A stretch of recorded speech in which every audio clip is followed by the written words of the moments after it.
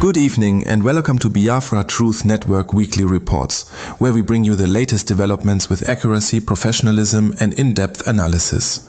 Tonight we have several major stories to cover, including an asylum case in Canada involving a former Nigerian army spokesman, new developments regarding Biafra's independence movement, and a remembrance event for fallen figures. Stay with us as we break down these reports in detail. Biafra Truth Network. Real news, real freedom, Biafra first.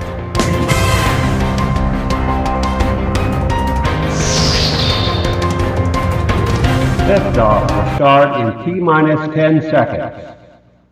Let's begin with our top story. A former spokesman of the Nigerian army, Major Said Akborere Hamed, retired, has described the Nigerian military as a ruthless and criminal organization while testifying in a Canadian asylum case.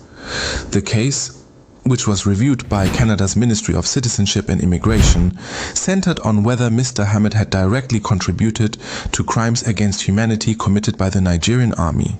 While the Canadian authorities argued that his role as a spokesperson helped to minimize reports of military abuses, Mr. Hamed defended himself by stating that he was simply relaying information provided by military leadership and had no first-hand role in any crimes. The Canadian Federal Court in Ottawa ruled in favor of Mr. Hamed, dismissing the minister's request for a judicial review of the decision to allow him and his family to remain in Canada. Judge Richard Bell ruled on January 27, 2020, that there was no merit to the argument that Mr. Hamed's role significantly contributed to the crimes committed by the Nigerian army.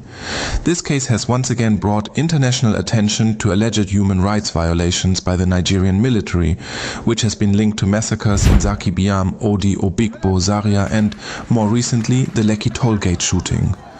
While many of these incidents have been widely reported, there has been little accountability for military officials involved. The Nigerian army has not officially responded to this latest development, but the case raises broader concerns about the military's handling of civilian protests and internal security operations. We will continue monitoring any reactions from both Nigerian authorities and international human rights organizations regarding this case. Biafra Truth Network. Real news, real freedom, Biafra first.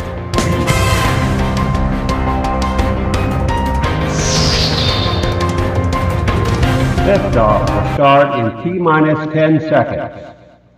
The United States of Biafra, U.S.B, has officially submitted a detailed report to the FBI in Atlanta, Georgia, documenting systematic oppression, suppression, and targeted killings of innocent Biafrans under the administration of Nigerian President Bola Ahmed Tinubu, General Christopher Musa, and Bianca Ono.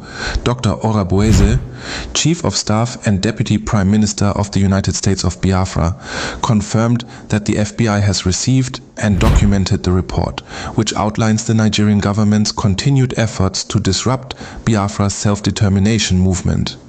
Additionally, reports have emerged of unknown individuals impersonating FBI agents, calling Biafran activists and citizens using fake numbers in an attempt to intimidate them. Authorities have issued a warning that these deceptive tactics are being closely monitored.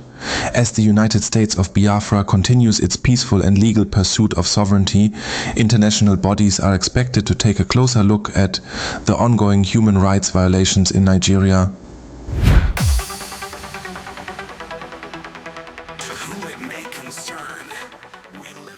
The United States of Biafra government has paid tribute to the late Ise Sir Israel Okwu Kanu, JP, and Lolo Ugoeze Sali Nmeme Okwu Kanu, parents of Mazi Nnamdi Kanu, the leader of the indigenous people of Biafra, IPOB, who died following the violent Nigeria military siege on their home in 2017.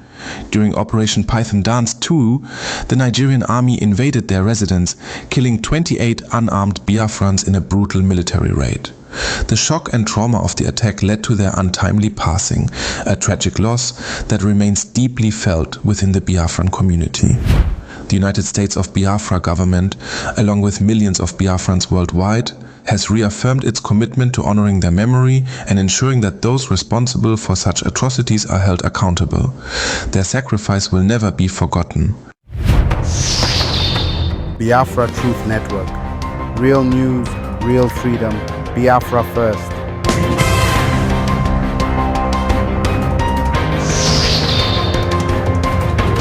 Liftoff will start in T-minus 10 seconds. Welcome back to Biafra Truth Network, bringing you the latest developments with in-depth analysis.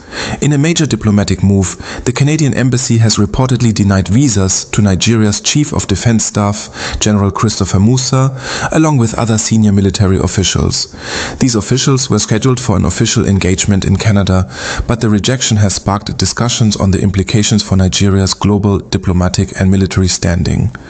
While no official reason has been given for the visa refusal, some analysts suggest concerns over security policies and human rights records may have played a role. This decision could signal a shift in international engagement with Nigerian authorities. Biafra Truth Network. Real news, real freedom.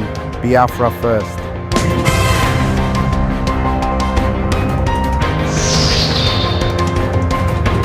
Liftoff will start in T-minus 10 seconds. In a shocking turn of events, Brigadier General Maharazu Tsiga has reportedly been kidnapped by the infamous bandit leader Babaro. Intelligence sources indicate that the general is being held hostage in Bununu Forest, located in Faskari Local Government Area, LGA, bordering Kankara LGA in Katsina State. This abduction raises serious questions about the security situation in Nigeria, especially when a high-ranking military officer is captured by non-state actors. Military response teams are reportedly mobilizing to secure his release, but this incident underscores the growing instability in the region. As these developments unfold, one cannot ignore the broader implications for governance, stability, and international perception. With growing security concerns and diplomatic setbacks, the question remains: what direction will Nigeria take to address these ongoing challenges?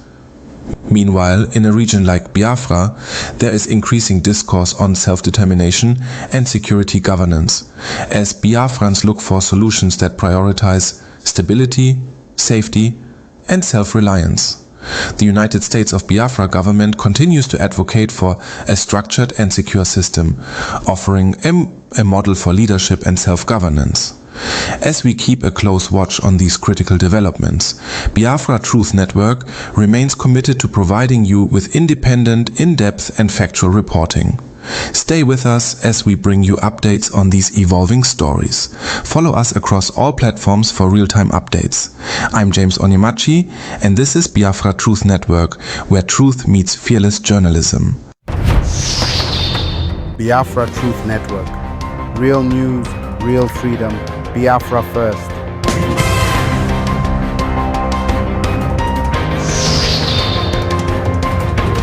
Liftoff will start in T-minus 10 seconds. To whom it may concern, we live on air.